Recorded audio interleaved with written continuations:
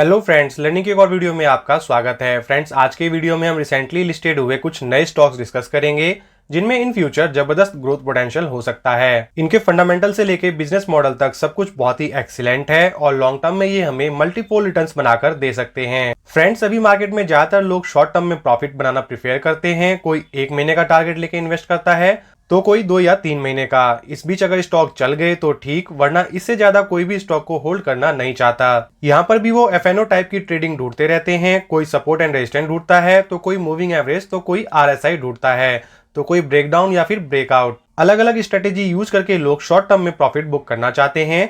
In short अगर कहा जाए तो कोई भी लॉन्ग टर्म के लिए इन्वेस्टेड रहना नहीं चाहता। लेकिन अक्सर कई बार हमने मशहूर इन्वेस्टर वॉरेन बफेट जी का एक कोट सुना है कि if you are not willing to own a stock for 10 year then should not even think about owning it for 10 minutes. यानी कि 1-2 साल तो छोड़िए, यहाँ तो वॉरेन बफेट जी ने कम से कम 10 साल का होल्डिंग पीरियड बताया है। इसलिए मार्केट में विरले ही कोई करोड़पति या फिर अरबपति बन पाते हैं, क्योंकि पेशेंस के साथ होल्ड करना सबके बस की बात नहीं है। खैर, 10 साल का होल्डिंग पीरियड अगर ज्यादा लगता है तो कम से कम 5 से 6 साल का होल्डिंग पीरियड तो जरूर होना चाहिए। इस मेथड से भी हम बढ़िया रिटर्न जनरेट कर सकते हैं। इसलिए फ्रेंड्स, हमें मार्केट से बड़ी वेल्थ क्रिएट करने के लिए लॉन्ग टर्म पोर्टफोलियो पर फोकस करना चाहिए। और आज की वीडियो में हम ऐसे ही कुछ स्टॉक डिस्कस कर रहे हैं जिनको लॉन्ग टर्म के लिए एनालाइज किया जा सकता है। इसलिए वीडियो को बिना स्किप किए पूरा एंड तक जरूर देखिए। एंड फ्रेंड्स, अगर आपने चैनल पर फर्स्ट टाइम विजिट किया है तो चैनल को सब्सक्राइब करने के साथ साथ बेल आइकन पे क्लिक करके ऑल पर क्लिक कर दीजिएगा, ताकि आगे आने वाले सभी इंपॉर्टेंट वीडियोस की टाइमली नोटिफिकेशन आपको मिलती रहे।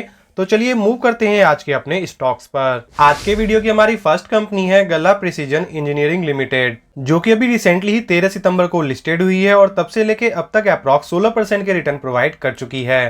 कंपनी का मार्केट कैप 1096 करोड़ का है और स्टॉक पी 44.6 का है। वहीं इंडस्ट्री पी 43.1 का है। तो यहाँ पर हमें कंपनी का वैल्यूएशन ना तो बहुत ही ज्यादा और ना बहुत ही कम देखने को मिल रहा है। वहीं इसके आरओसी 24.4% और आरओई 29.1% का है। कंपनी का डेट टू इक्विटी 1 से कम देखने को मिल रहा है, जो कि एक अच्छा पॉइंट है। वहीं फेस वैल्यू 10 का है और इसके अलावा कंपनी के प्रॉफिट ग्रोथ 60.9% के देखने को मिल रहे हैं। 2009 में स्टेबलाइज ये कंपनी मैन्युफैक्चर करती है precision component such as disc and strip spring, coil and spiral spring and special fastening solution, जिसका इस्तेमाल वेरियस इंडस्ट्रीज में किया जाता है, like renewable energy, agriculture, construction and mining, electrical and automation, infrastructure, railway and many more. Company अपने products 25 plus countries को export करती है, जिसमें इसके 175 प्लस ग्लोबल क्लाइंट्स देखने को मिलते हैं, जिनमें कुछ फेमस नाम जैसे कि Larsen and Toubro, Schindler electric, general electric, Hitachi जैसे बड़े नाम शामिल हैं। वहीं अगर हम इसके पीएनएल को देखें तो इसके sales as well as net profit दोनों में ही हमें कमाल की ग्रोथ देखने को मिल रही है। और अगर हम बात करें इसके शेयर होल्डिंग पैटर्न की तो प्रमोटर के पास 55.45% के स्टेक हैं, एफआईआई के पास 2.37% के स्टेक और डीआई के पास 6.12% के स्टेक हैं। कंपनी का बिजनेस एवरग्रीन है और फ्यूचरिस्टिक सेगमेंट से ये कंपनी रिलेट करती है, तो आने वाले टाइम में ये कंपनी मल्टीबैगर रिटर्न्स बनाने में पूरी तरह से कैपेबल है। इसलिए हमें इस कंपनी पे भी जरूर फोकस करके चलना चाहिए और इन फ्यूचर के हिसाब से कोई भी डिसीजन बनाना चाहिए। आज के वीडियो की हमारी सेकंड कंपनी है KRN heat exchanger and refrigeration limited, जो कि अभी इसी मंथ 4 अक्टूबर को लिस्टेड हुई है और 118% का कमाल का लिस्टिंग गेन इसने प्रोवाइड किया था। Company air conditioning and refrigeration industries के लिए हीट वेंटिलेशन प्रोवाइड करती है, जिसके लिए ये fine and tube type heat exchangers की डिजाइनिंग, मैन्युफैक्चरिंग एंड सप्लाइंग का बिजनेस करती है। 2017 में इनकॉर्पोरेट ये कंपनी अपने सेक्टर में लीडरशिप पोजीशन भी इंजॉय करती है और इसके प्रोडक्ट पोर्टफोलियो में condenser coil, condensing unit, evaporator coil, copper part, fluid and steam coil जैसे अनेकों प्रोडक्ट्स देखने को मिलते हैं। वहीं इनके क्लाइंट लिस्ट में वोल्टास, डेक्किन, गोदरेज, मदरसन जैसे बड़े बड़े ब्रांड नेम शामिल हैं। कंपनी का मार्केट कैप अभी अप्रॉक्स 2700 करोड़ का है, यानी कि अभी एक स्मॉल कैप टाइप की कंपनी है और इसका स्टॉक पी 67.7 का है। वहीं इंडस्ट्री पी 38.4 का है, यानी कि करंट टाइम में ये कंपनी अभी हायर वैल्यूएशन पर ट्रेड कर रही है। वहीं इसके आरओसी एंड आरओई फिनोमिनल है। आरओसी 42.1% है, आरओई 41.9% है। कंपनी का शेयर होल्डिंग पैटर्न भी एक्सीलेंट है। प्रमोटर के पास 70.79% के स्टेक हैं, एफआईआई के पास 4.05% के स्टेक और डीआई के पास 7.36% के स्टेक हैं। वहीं अगर हम इसके पीएनएल पे फोकस करें तो इसके सेल्स मार्च 2021 में केवल 76 करोड़ के हुआ करते थे, जो कि मार्च 2024 में 308 करोड़ पे पहुंच चुके हैं और इसके नेट प्रॉफिट को देखा जाए तो मार्च 2021 में इसके नेट प्रॉफिट केवल 2 करोड़ के थे, जो कि आज की डेट में बढ़ते हुए 40 करोड़ पे पहुंच चुके हैं। यानी कि इनके sales as well as net profit में हमें कमाल की ग्रोथ देखने को मिली है। हालांकि प्रेजेंटली अभी कंपनी का वैल्यूएशन हाई है, लेकिन अगर हमारा विजन लॉन्ग टर्म का है तो ये कंपनी हमारे लिए एक बेस्ट पिक साबित हो सकती है। आज के वीडियो की हमारी थर्ड कंपनी है सन स्टार लिमिटेड, जो कि अभी रिसेंटली 26 जुलाई 2024 को लिस्टेड हुई है।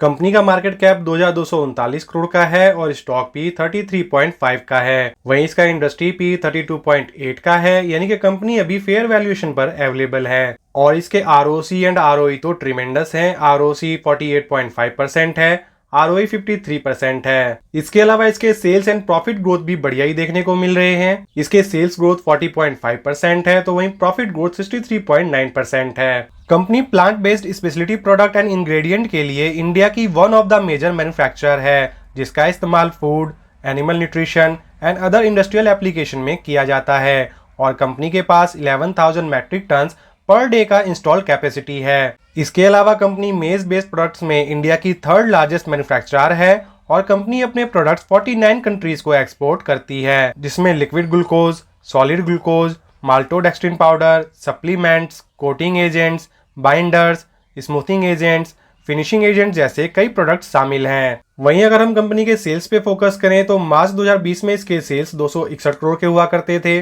जो कि प्रेजेंट में बढ़ते हुए 1067 करोड़ के हो चुके हैं। यानी कि कंपनी ने अपने सेल्स को अप्रॉक्स 5 टाइम से इंक्रीज किया है। वहीं इनके नेट प्रॉफिट को देखें तो मार्च 2020 में इसके नेट प्रॉफिट नेगेटिव में हुआ करते थे, जो कि आज की रेट में 67 करोड़ पे पहुंच चुके हैं। यानी कि इनके नेट प्रॉफिट में भी हमें ट्रिमेंडस ग्रोथ देखने को मिली है। वहीं अगर हम इसके शेयर होल्डिंग पैटर्न को देखें तो ये भी वेल बैलेंस्ड है। प्रमोटर के पास 70.37% के स्टेक हैं, एफआई के पास 2.06% के स्टेक और डीआई के पास 4.24% के स्टेक हैं। कंपनी के सारे पैरामीटर्स काफी स्ट्रॉन्ग हैं और इन फ्यूचर ये और भी बढ़िया ग्रोथ दिखा सकती है। और वैसे भी अभी कंपनी के सेल्स में हमें कमाल की ग्रोथ नजर आ रही है और वैसे भी प्रेजेंटली अभी कंपनी के सेल्स में बहुत ही बढ़िया ग्रोथ देखने को मिल रही है। और कंपनी इसी ग्रोथ को अगर मेंटेन करती है तो आने वाले टाइम में ये कंपनी मल्टीपल रिटर्न्स प्रोवाइड कर सकती है। इसलिए हमें ऐसी कंपनियों पे जरूर फोकस करके चलना चाहिए। हमारी फोर्थ कंपनी है मनवा फाइनेंस लिमिटेड, जो कि अभी रिसेंटली ही 4 अक्टूबर को 20% के लिस्टिंग गेन के साथ लिस्टेड हुई थी।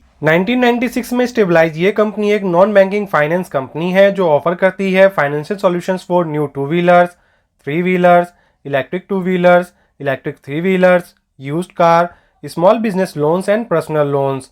कंपनी अपना बिजनेस 6 स्टेट के 66 लोकेशन से ऑपरेट करती है, जिसमें इसके 1300 प्लस एम्प्लॉयज का कंट्रीब्यूशन देखने को मिलता है। और अगर हम इसके शेयर होल्डिंग पैटर्न को देखें तो प्रमोटर के पास अप्रॉक्स 75% के स्टेक हैं, एफआई के पास 5.16% के स्टेक और डीआई के पास 2.06% के स्टेक हैं। 827 करोड़ के मार्केट कैप के साथ अभी ये बहुत ही छोटी कंपनी है और स्टॉक पी इसका 26.6 का है। वहीं इंडस्ट्री पी देखें तो 23.5 का है, तो अभी कंपनी ठीक ठाक वैल्यूएशन पर ही अवेलेबल है। वहीं इसके सेल्स एंड प्रॉफिट ग्रोथ भी कमाल के हैं। सेल्स ग्रोथ 43.7% का है, वहीं प्रॉफिट ग्रोथ 105% का है। और क्योंकि ये फाइनेंस से रिलेट करती कंपनी है, इसलिए हमें इसका डेट टू इक्विटी भी काफी ज्यादा देखने को मिल रहा है और इस सिनेरियो में हम इसको इग्नोर कर सकते हैं। वहीं कंपनी के अभी तक के परफॉर्मेंस को देखें तो काफी सेटिस्फाइंग रहा है, चाहे हम बात करें इसके सेल्स की, ऑपरेटिंग प्रॉफिट की या फिर नेट प्रॉफिट की। सभी पैरामीटर्स पे कंपनी खड़ी उतरी है। एंड फ्रेंड्स, क्योंकि कंपनी अभी बहुत ही छोटी है, इसलिए इन टाइप की कंपनियों में हमें मिनिमम कैपिटल के साथ इन्वेस्टमेंट के बारे में सोचना चाहिए। और कल की डेट में ही कंपनी Q2 के रिजल्ट लाने वाली है,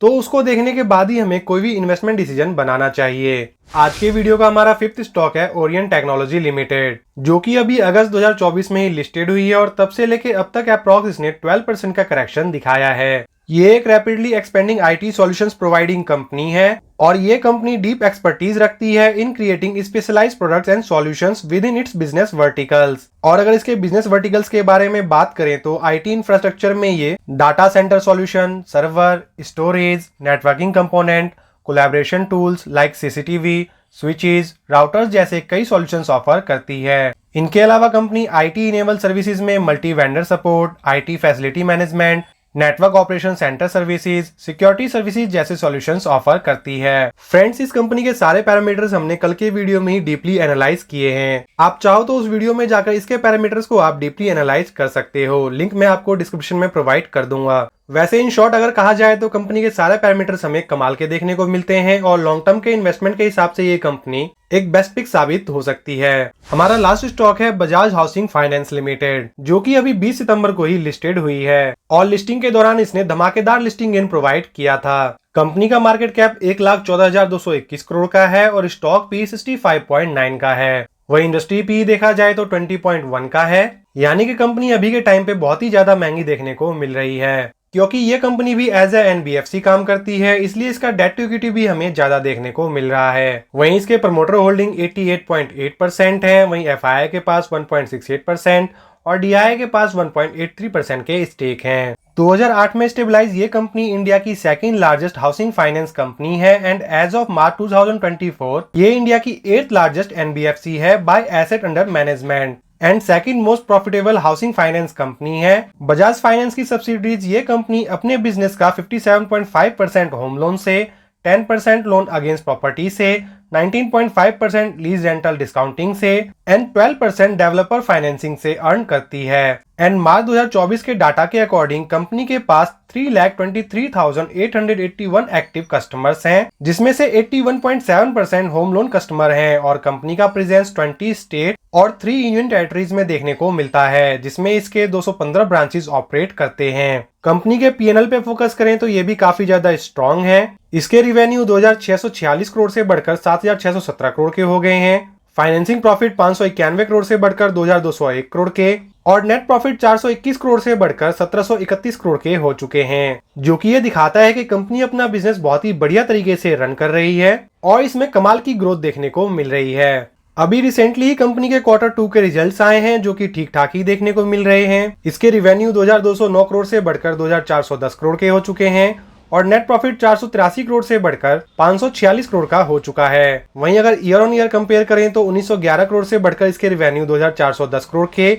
और नेट प्रॉफिट 451 करोड़ से बढ़कर 546 करोड़ के हो चुके हैं। लेकिन इसके बावजूद भी इसके शेयर प्राइस में हमें जबरदस्त गिरावट देखने को मिल रही है, तो यहाँ पर हमारे लिए एक गोल्डन अपॉर्चुनिटी बनी हुई है। तो इस लेवल पे हम इसमें फ्रेश एंट्री करते हुए लॉन्ग टर्म के बारे में जरूर सोच सकते हैं। फ्रेंड्स, ये कंपनीज अभी रिसेंटली ही लिस्टेड हुई हैं, इसलिए इनकी ज्यादा हिस्ट्री अवेलेबल नहीं है, लेकिन इनके पास बढ़िया बिजनेस पोटेंशियल है, जिससे इन फ्यूचर ये अच्छा ग्रोथ दिखा सकते हैं। एंड फ्रेंड्स, आपकी इन स्टॉक्स के बारे में क्या राय है, कॉमेंट कर जरूर बताएं। वीडियो को लाइक एंड चैनल को सब्सक्राइब जरूर करें। Thank you for watching this video.